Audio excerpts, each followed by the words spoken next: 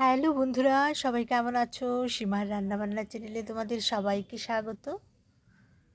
তো আজকে তোমাদের সাথে জিভে জল আনা একটা রেসিপি শেয়ার করব। সেটা হচ্ছে শীতকাল মানে জলপাইয়ের আচার। তো জলপাইয়ের আচার বানিয়েছি, সেটাই শেয়ার করছি তোমাদের সাথে। জলপাইটা ভালো করে ধুয়ে প্রেশার কুকারে সেদ্ধ করে নিয়েছি। এবার একটা থালাতে করে মাখিয়ে নিয়েছি খুব ভালো করে। এখন কড়াতে সর্ষে তেল দিয়েছি, বেশ কিছুটা শুকনো লঙ্কা ফোড়নে দিয়েছি। লঙ্কাটা ভাজা হয়ে গেলে খুব সুন্দর একটা গন্ধ বেরোয় শুকনো লঙ্কা থেকে। অনেকটাই ভাজা হয়ে গেছে লঙ্কাটা। এখন 5 ফোড়ন দিয়েছি, তেজপাতা দিয়েছি। মেখে রেখেছিলাম জলপাইটা, সেটা এখন দিয়ে দিলাম তেলের মধ্যে। নুন দেব, হলুদ দেব, খুব ভালো করে একটু কষাবো, কারণ সেদ্ধ করেছি তো একটু জল আছে, জল জল ভাবটা শুকিয়ে যাবে।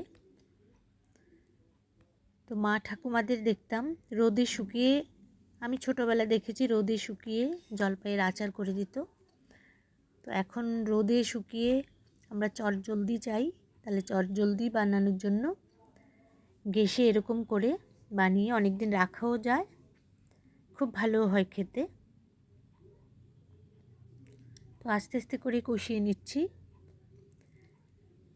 এখানে কষানো বলতে জলপাইয়ের যে জল ভাবটা আছে সেটাকে শুকিয়ে নেব। এবার দিয়ে দিলাম পরিমাণ মতো চিনি। চিনির থেকেও একটু জল বেরোবে, চিনিটা যখন গলবে তখন জল বেরোবে। এবার আগুনের তাপে সেটা আস্তে আস্তে করে জলটা শুকোবে, চিনিটাও গলবে। পরিমাণ মতো চিনি দিতে হবে, জলপাই খুবই টক হয়। তো সেদ্ধ করেছি, কিছুটা জল টক জল বেরিয়ে গেছে, তাও চিনি খানিকটা লাগবে, পরিমাণ মতো দিতে হবে। এবার খুব ভালো করে নাড়তে হবে, নাহলে নিচের দিকটা লেগে যেতে পারে।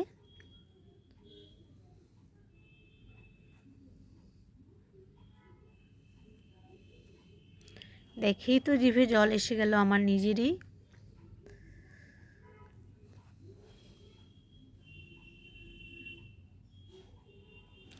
শীতকাল মানেই বাজারে প্রচুর জলপাই দেখতে পাওয়া যায়।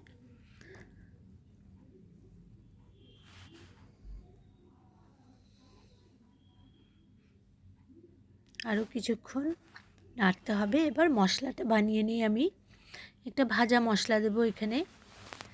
আমি শুকনো লঙ্কা আর মৌরি দিয়েছি।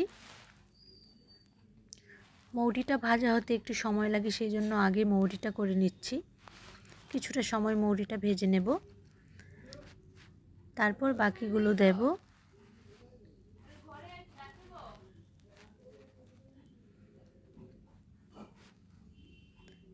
এবার দিয়ে দিচ্ছি গোটা ধনে। ধনেটাও ভাজা হতে একটু সময় লাগে, সেই জন্য এই দুটোকে একটু আলাদা করে ভেজে নিচ্ছি। তারপর একটু মেথি দেব, কালো জিরে, 5 ফোড়ন যেটা একটু দিয়ে দেব। পুরোটাই খুব ভালো করে ভেজে নেব মশলাটা। খুব সুন্দর একটা গন্ধ আসে আচারে।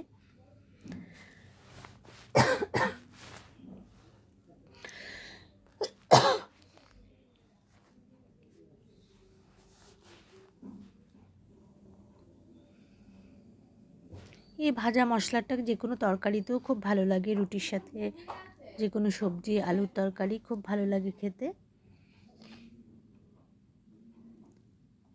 তো অনেকটাই হয়ে গেল আমার ভাজা মশলা।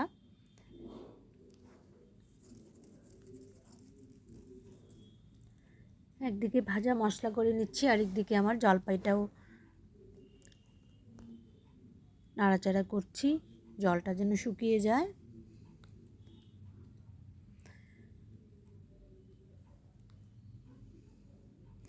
খুবই লোভনীয় একটি রেসিপি এটা। জলপাইয়ের আচার সবার পছন্দ, ছোট থেকে বড় সবার পছন্দের।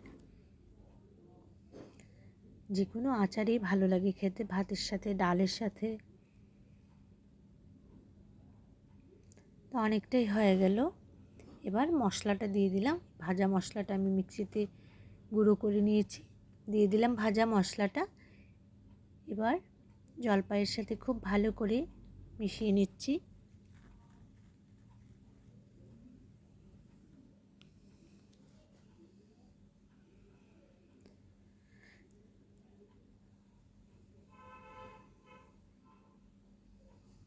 অনেকটাই মেশানো হয়ে গেছে।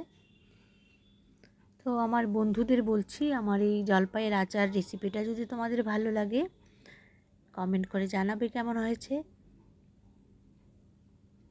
ভালো লাগলে বন্ধুদের সাথেও শেয়ার করে দিও।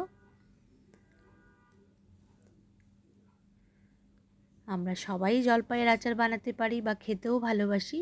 তো আমি যেরকম করে বানালাম সেটাই তোমাদের সাথে শেয়ার করলাম। তো দেখা হবে বন্ধুরা আগামী কোনো ভিডিওতে। সবাই খুব ভালো থেকো, সুস্থ থেকো, আর খুব মজা করে জলপাইয়ের আচার খাও, আর আমাকে কমেন্টে জানাও কেমন হয়েছে।